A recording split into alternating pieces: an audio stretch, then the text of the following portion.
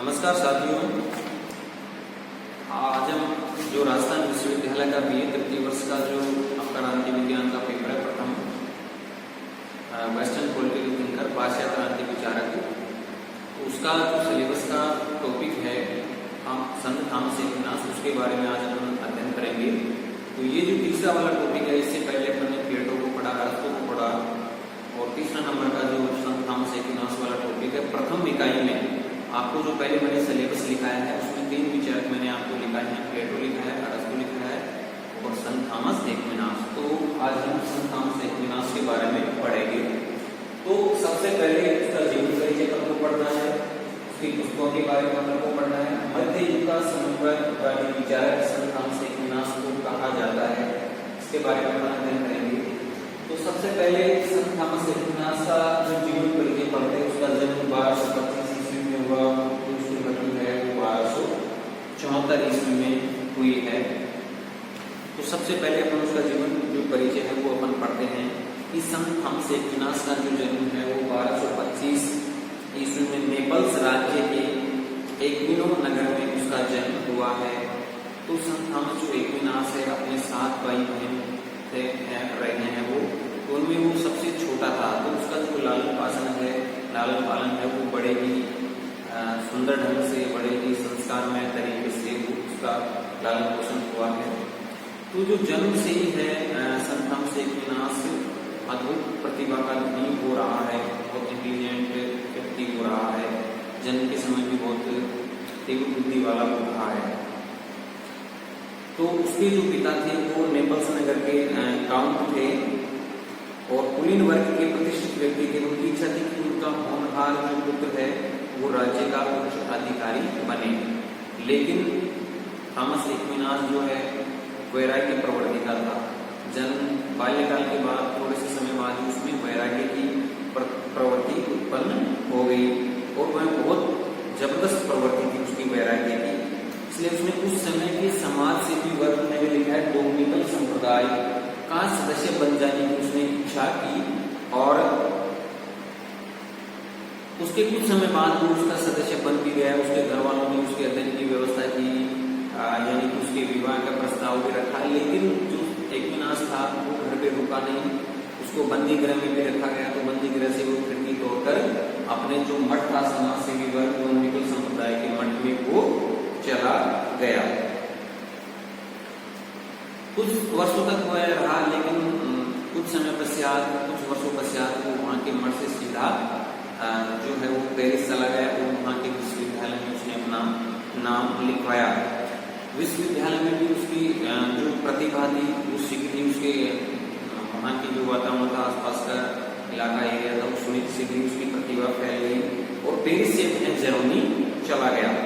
Germany में बोलराइड के Albert की शिष्यता, ये एक गुरु है, बोलराइड के अल्बर्ट की शिष्यता को स्वीकार कर उसने अरस्तु के तर्कशास्त्र और राजनीति पर जो ग्रंथ लिखे हुए थे उनका अध्ययन उसने प्रारंभ कर दिया। अपनी मौलिकता, आध्यात्मिक श्रेष्ठता और सत्यनिष्ठा के कारण एक्विनास से भी बहुत प्रसिद्ध हो गया। पर्याप्त विवाद के बाद 1256 ईस्वी में पेरिस विश्वविद्यालय से उन्हें डॉक्टरेट की उपाधि, यानी विश्वविद्यालय में उसे सम्मानपूर्वक धर्म के आचार्य की उपाधि उसे प्रदान की गई 1256 ईस्वी में। इसके बाद 12 वर्ष तक मैं अपनी पूरी शक्ति के साथ ईसाई धर्म के प्रचार प्रसार का वो कार्य करता रहा। यानी कि 1256 ईस्वी में पेरिस विश्वविद्यालय के द्वारा उसे धर्म के आचार्य की उपाधि दी गई और उसके बाद में 12 वर्ष तक जो ईसाई धर्म था उसके प्रचार प्रसार में वो लगा रहा। संत थॉमस एक्विनास को राजनीति शास्त्र का, तर्कशास्त्र का, धर्मशास्त्र का, अर्थशास्त्र का बहुत बड़ा विद्वान उसको समझा जाता था। कई राजाओं को धर्म का रास्ता बताने के लिए उनकी शिक्षा दीक्षा की जिम्मेदारी उसे कई बार मिली।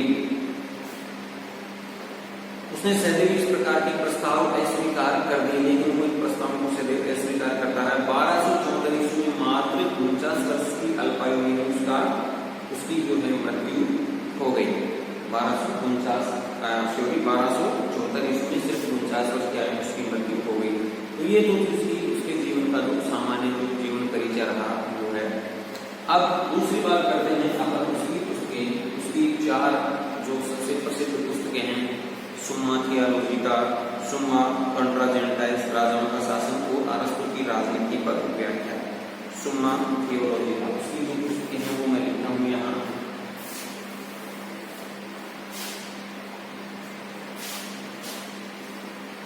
पुस्तकें हैं उसकी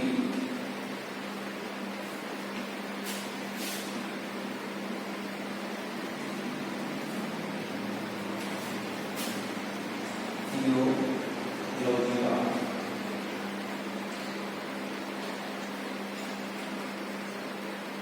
सुम्मा थियोलॉजिका, दूसरी है सुम्मा कंट्रा जेंटाइल्स, सुम्मा कंट्रा जेंटाइल्स, तीसरी है अरस्तु की राजनीति पर व्याख्या।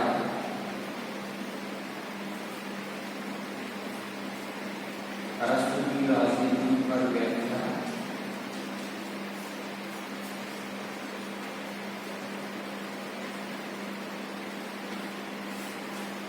सुम्मा थियोलॉजिका है, सुम्मा कंट्रा जेंटाइल्स, अरस्तु की राजनीति पर व्याख्या है, और एक है राजाओं का शासन। नंबर क्या है?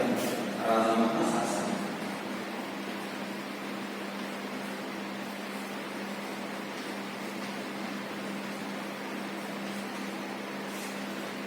साथियों ये आप ध्यान रखना, ये बहुत इंपॉर्टेंट है। आपको परीक्षा की दृष्टि से 2 नंबर के सवाल में ये आपसे बात पूछी जा सकती है। हमसे विनाश के 2 पुस्तकों के नाम पूछे जाते हैं, एक पुस्तक का नाम पूछा जा सकता है, तो इनका भी पूछा जा सकता है। तो इस चीज का आप ध्यान रखें। 2 या 3 किताबों आपके याद होनी चाहिए। पहला मैंने लिखा है सुम्मा थियोलॉजिका, दूसरी सुम्मा कंट्रा जेंटाइल्स, अरस्तु की राजनीति पर व्याख्या और राजाओं का शासन। तो जीवन परिचय हो गया, उसकी पुस्तकें हो गई, ये आप याद रखें, अपने नोट में नोट कर लें। अब अपन पढ़ते हैं कि मध्य युग का समन्वयवादी विचारक क्यों कहा जाता है, यानी कि संत थॉमस एक्विनास को मध्य युग का समन्वयवादी विचारक क्यों कहा जाता है? क्योंकि उसने अपने समय की बातों का और जो अरस्तु के समय की बातों का अपने विचारों के अनुसार, अपने युग के अनुसार इन बातों का उसने समावेश किया है, यानी इन दोनों बातों का ही अपने अनुसार उसने समन्वय किया है। संत थॉमस एक्विनास ईश्वर की प्रतिष्ठा को ज्यादा मानता है, ईसाई धर्म, ईसाई चर्च को वो ज्यादा प्रधानता देता है, इस कारण उसको समन्वयवादी विचारक कहा जाता है। इसको हम विस्तार से थोड़ा पढ़ते हैं। यानी कि जो संत थॉमस एक्विनास था वो है मध्यकालीन विचारकों में सबसे महान विचारक उसको माना जाता है। एक क्रांति विचारक रहे हैं फास्टर। उन्होंने कहा है कि फास्ट ने कहा है कि उसे महान क्रमबद्ध दार्शनिकों में से एक है। उसके विषय में सबसे अधिक महत्वपूर्ण बात यह है कि उसने विचार की विभिन्न प्रवृत्तियों को, जो कि पहले अलग अलग थी, यानी कि विचारों की प्रवृत्तियां जो पहले अलग अलग थी, एक विचार प्रणाली में संलिष्ट कर दिया। वह समग्र रूप से मध्यकालीन विचारधारा का प्रतिनिधित्व करता है, जैसा कि अन्य कोई मध्यकालीन विचारक नहीं करता। यानी कि अलग अलग तर्कों को उसने एक रूपरेखा में परिभाषित करने की कोशिश की है और मध्यकालीन विचारधारा का प्रतिनिधित्व किया है। इसके अलावा किसी भी विचारक ने ऐसा नहीं किया। अब दूसरे जो विचारक हैं डेनिंग, वो क्या कहते हैं कि संत थॉमस एक्विनास महानतम स्कॉलिस्टिक था। उसका मुख्य ध्येय, यानी कि संत थॉमस एक्विनास का मुख्य ध्येय स्कॉलिस्टिज्म की भावना के अनुरूप ईसाई चर्च की शिक्षाओं तथा अरस्तु के दर्शन के बीच सामंजस्य स्थापित करना था। यानी कि ईसाई चर्च की शिक्षाओं,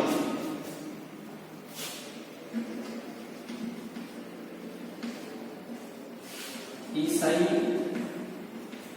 चर्च की शिक्षाओं तथा अरस्तु के दर्शन के बीच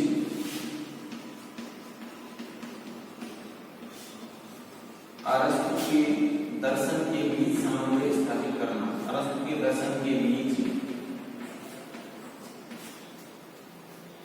समन्वय स्थापित करना।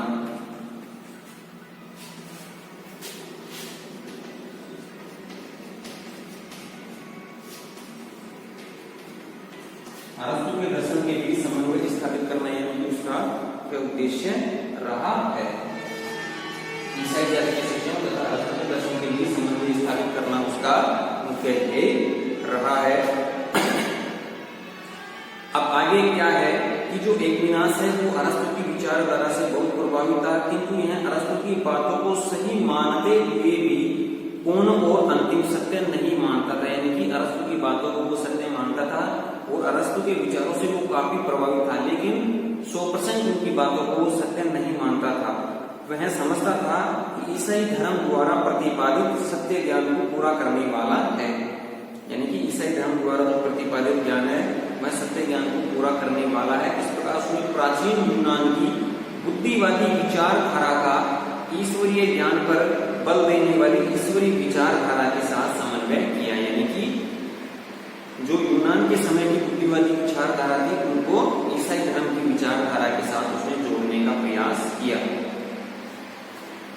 फर्स्ट एक स्थान पर लिखते हैं, एक्विनास के बारे में लिखते हैं कि एक्विनास ने अपने दर्शन में आरंभ से अंत तक यह सिद्धांत अंगीकार किया या दिया कि अरस्तुवाद सत्य है परंतु पूर्ण सत्य नहीं है। यह सत्य है जहां तक कि उसे विश्वास की सहायता के बिना मानव विवेक में खोजा जा सकता है, परंतु विश्वास से परवर्ती प्रकटन ने उसको रद्द नहीं किया। जो कुछ विवेक ने खोज लिया उसने तो केवल पूर्ण किया है। इस प्रकार यह दर्शन के प्रत्येक विभाग में यूनानी आधार पर एक ईसाई भवन खड़ा करता है। यानी कि ईसाई धर्म की विचारधारा और यूनानी विचारधारा को जोड़ते हुए एक समन्वय स्थापित करता है। इस कारण जो है एक्विनास को मध्य युग का समन्वयवादी विचारक उसको कहा गया है। अब अपन आगे देखते हैं कि संत थॉमस एक्विनास ने राज्य के संबंध में क्या कहा है, उसके राज्य संबंधी विचार।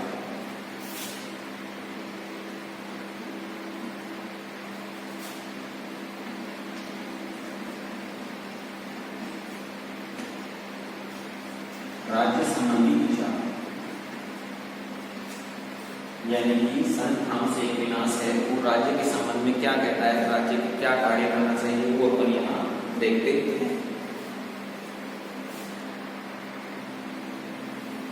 देखिए यहाँ एक्विनास है और राज्य के संबंध में विचार देते हुए कहता है, प्लेटो और अरस्तु के संबंध में अलग विचार देता है। राज्य के संबंध में वो कहता है कि राज्य की उत्पत्ति जो हुई है वो एक अदय पतन या पाप के कारण राज्य की उत्पत्ति हुई है और राज्य व सरकार का कार्य उन कार्यों पर नियंत्रण लगाना है या उन चीजों पर नियंत्रण लगाना है।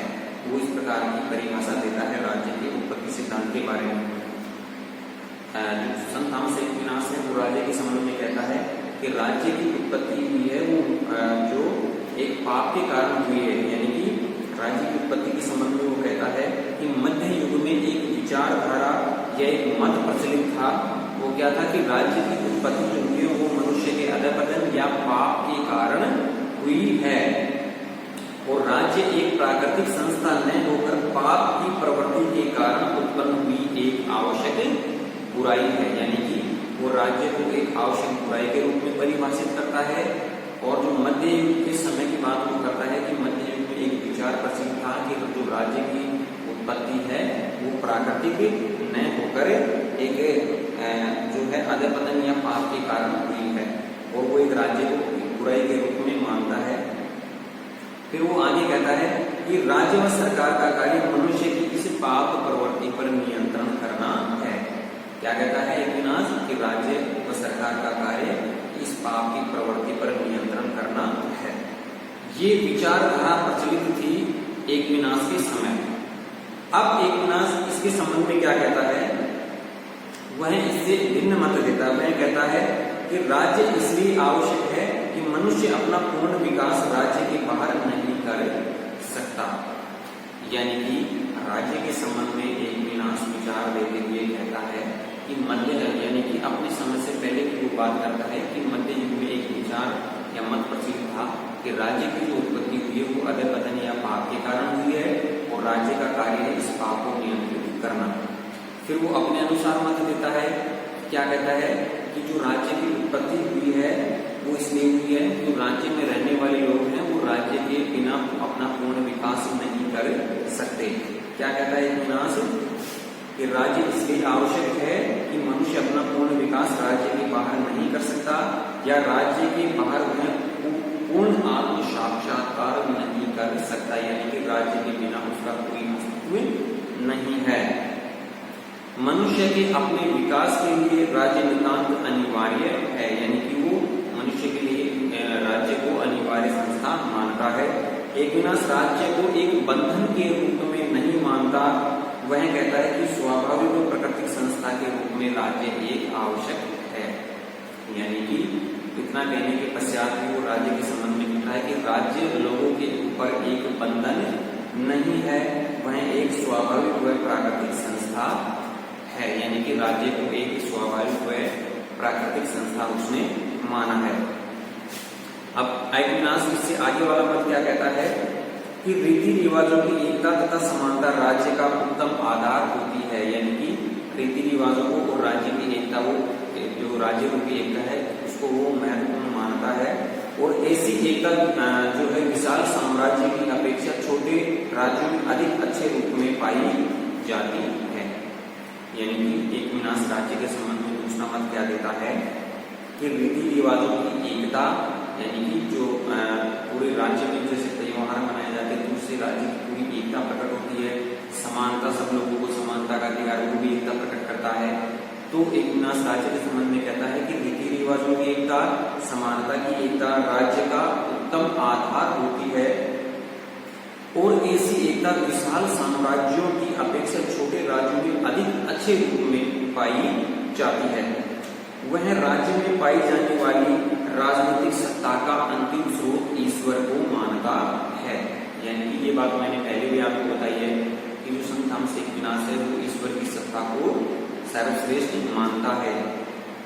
मैं कहता है कि राज्य में पाई जाने वाली राजनीतिक सत्ता का अंतिम स्रोत ईश्वर को मानता है, और बाइबल का प्रमाण देते हुए मैं क्या कहता है कि विश्व में ईश्वर के अतिरिक्त और कोई दूसरी शक्ति नहीं है। यानी कि ईश्वर को उसने जो है धरती पर अंतिम सत्ता का स्रोत माना है, और बाइबल का उदाहरण देते हुए एक स्थान पर कहता है कि विश्व में ईश्वर के अतिरिक्त और कोई दूसरी शक्ति नहीं है। फिर एक स्थान पर वो लिखता है कि भगवान योग्य जातियों को ही राजनीतिक सत्ता प्रदान करता है। तर्क देता है, कहता है कि जो ईश्वर है वो योग्य जातियों को ही राजनीतिक सत्ता प्रदान करता है। तो ये तो हो गई उसके राज्य संबंधी विचार। एक बार मैं दोबारा रिपीट करना चाहता हूँ कि मध्य युग में एक विनाश के समय एक मत प्रचलित था कि जो राज्य की उत्पत्ति हुई है वो अधपतन या पाप के कारण हुई है, और राज्य व सरकार का कार्य है उस पाप को नियंत्रित करना। लेकिन जो एक विनाश है वो इससे भिन्न मत देता है। एक विनाश राज्य के संबंध में कहता है कि राज्य की उत्पत्ति एक प्राकृतिक रूप से हुई है, और जो है राज्य के बिना मनुष्य है अपना संपूर्ण विकास नहीं कर सकता, यानी कि उसकी जो आवश्यकताओं की पूर्ति है वो राज्य के द्वारा ही हो सकती है। दूसरा मत वो कहता है कि रीति रिवाजों की एकता, समानता की एकता राज्य को एकता के सूत्र में बांधने का काम करती है, और यह एकता बड़े राज्यों की अपेक्षा छोटे राज्यों में अधिक अच्छे ढंग से कार्य कर सकती है। और जो राजनीतिक सत्ता का स्रोत वो बताता है वो ईश्वर को बताता है। एक स्थान पर वो बाइबल का उदाहरण देता है कि विश्व में ईश्वर के अतिरिक्त और कोई दूसरी शक्ति नहीं है। दूसरा तर्क देते हुए कहता है कि भगवान योग्य जातियों को भी राजनीतिक सत्ता प्रदान करता है। तो ये हो गई उसके राज्य संबंधी विचार। अब दूसरा वो तर्क क्या देता है कि राजतंत्र को जो एक विनाश है वो सर्वोत्तम मानता है। राजतंत्र सर्वोत्तम शासन। यहां मैं लिखता हूं राजतंत्र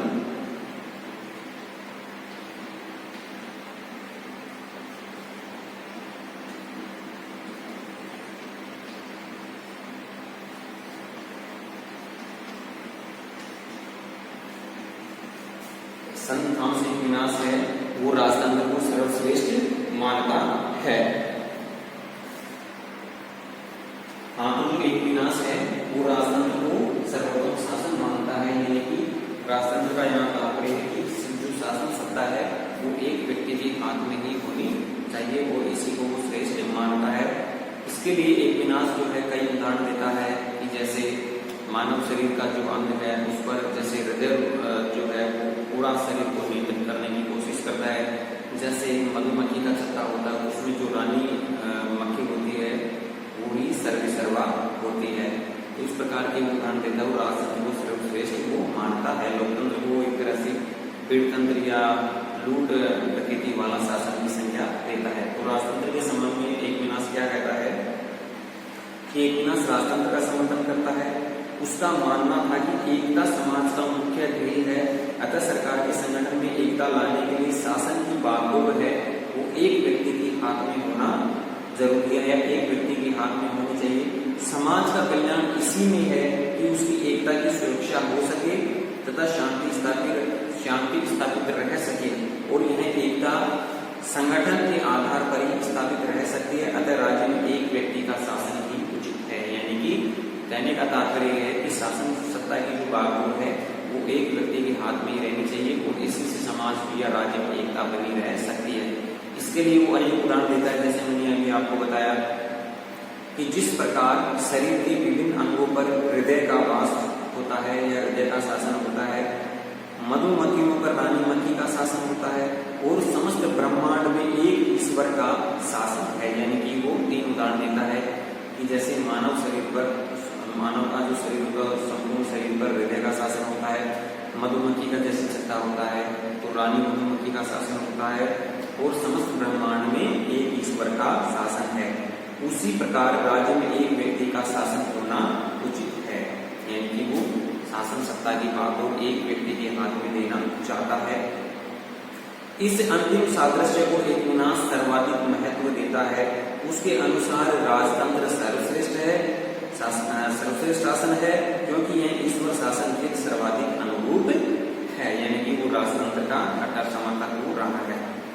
वह कहता है कि जहां प्रजातंत्रीय प्रणाली है यानी कि लोकतंत्र है, प्रजातंत्र है, वहां अनेक प्रकार के झगड़े, फूट, दलबंदियां आदि दिखाई देती हैं, किंतु राजतंत्र में सदैव शांति व समृद्धि दिखाई देती है।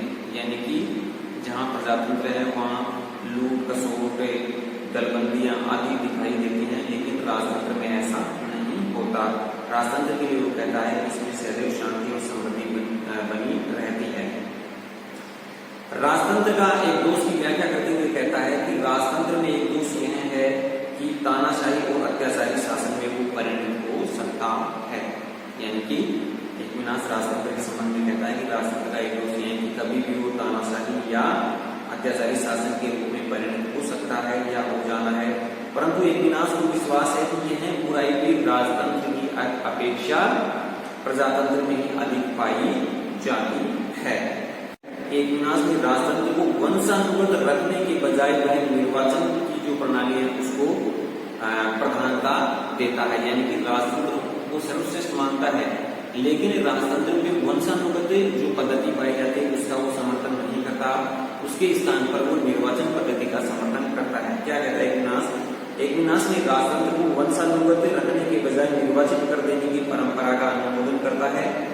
एकविनाश कहता है कि निर्वाचन के पश्चात राजा पर शपथ द्वारा यह बंधन लगाया जाना चाहिए कि वह शासन का कार्य संविधान के अनुसार करे। यानी कि जो राजतंत्र है उसके समर्थन में वो क्या कहता है कि जो राजतंत्र होगा वो वंशानुगत नहीं होगा। यानी कि राजा जो है निर्वाचन के आधार पर चुना जाना चाहिए और राजा चुने जाने के पश्चात उस पर भी एक बंधन या शर्त ऐसे लगानी चाहिए कि वह शासन का जो कार्य है वो संविधान के अनुरूप ही वो कार्य करे। तो ये हो गई उसकी राजतंत्र संबंधी विचार। यानी कि आपको ये 5 नंबर के सवाल में पूछा जा सकता है कि जो एकविनाश है वो राजतंत्र का समर्थन किन कारणों से करता है, क्यों सर्वश्रेष्ठ वो बताता है। अब अपन पढ़ते हैं कि उसके जो सरकार की कौन कौन से वो कार्य बताता है। अगला हम लोग देखते हैं सरकार के कार्य।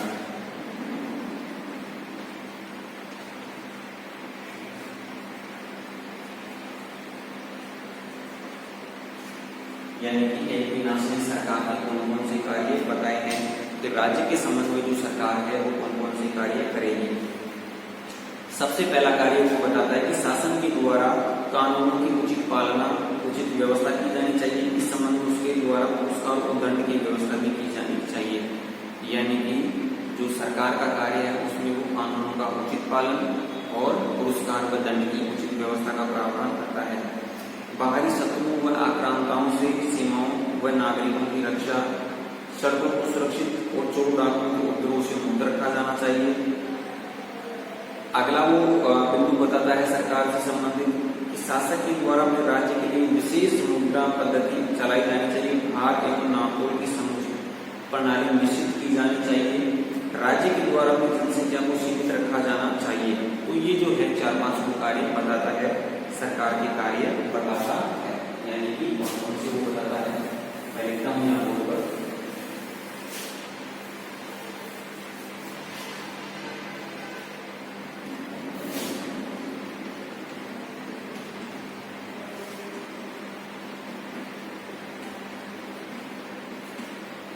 यानी कि जो विनाश है वो सरकार के कौन से कार्य वो बताता है। मैंने अभी आपको बताया कि कानून की उचित व्यवस्था,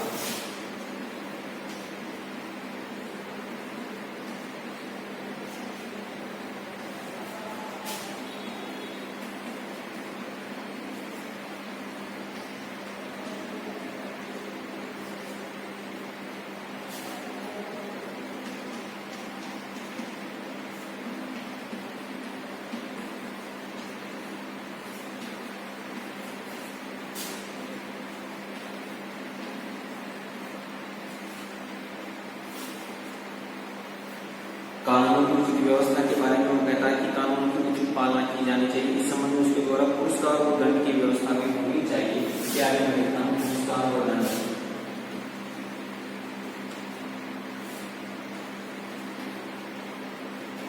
यानी कि जो व्यक्ति अच्छा कार्य करता है उसको पुरस्कार मिलना चाहिए और जो गलत कार्य करता है उसको दंड मिलना चाहिए। जो सड़क मार्ग होते हैं उनकी सुरक्षित व्यवस्था होनी चाहिए।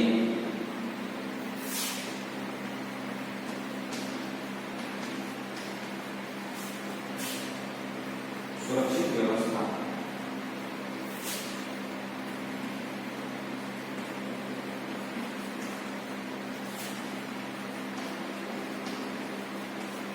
एक वो राज्य की मुद्रा के बारे में बात करता है, यानी कि विशेष मुद्रा पद्धति चलाई जानी चाहिए।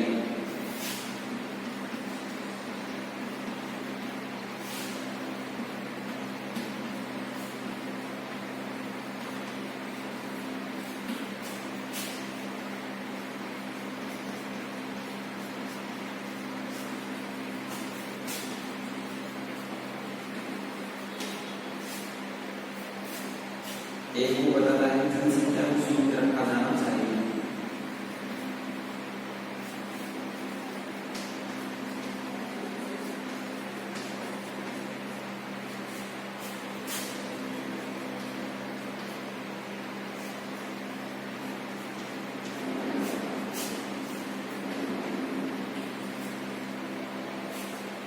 जनसंख्या को सीमित रखा जाना चाहिए। तो ये जो है सरकार के उसमें मोटे मोटे कार्य बताए हैं। एक बात को बताता है कि सीमाओं की सुरक्षा की बात करता है।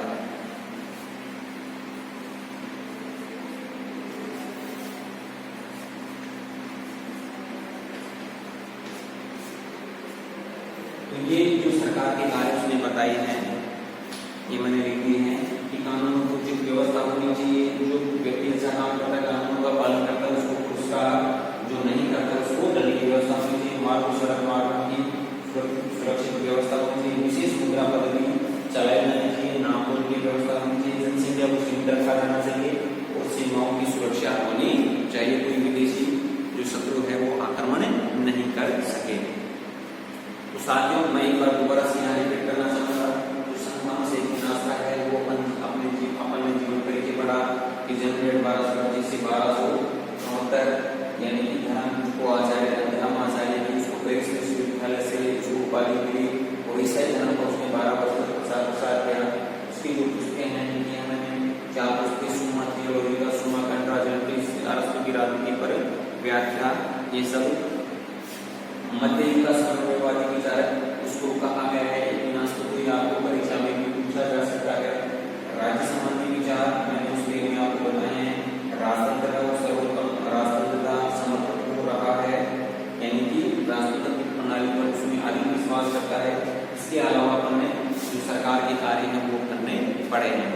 तो साथियों, जो परीक्षा में जो सवाल है राजस्थान विश्वविद्यालय द्वारा 2 नंबर का सवाल भी पूछा जा सकता है, 5 नंबर का सवाल भी पूछा जा सकता है और बड़ा 20 नंबर का सवाल इसमें आपसे पूछा जा सकता है। तो सवाल कहीं से भी पूछा जाए वो बात या प्रश्न आपका गलत नहीं होना चाहिए, क्योंकि ये बात आपके मन मस्तिष्क में रहनी चाहिए। परीक्षा में अधिक से अधिक अंक किस प्रकार अर्जित किए जाएं। अगले वाली क्लास में जो अपन इसके इतिहास के आगे वाले टॉपिक हैं उन पर चर्चा करेंगे। दासप्रथा के संबंध में क्या विचार देता है, कानून के संबंध में किस प्रकार के मत अपने देता है, इनके बारे में अपन चर्चा करेंगे। तब तक आप इनको पढ़ते रहिए, प्रैक्टिस करते रहिए। तब के लिए धन्यवाद मित्रों। Thank you.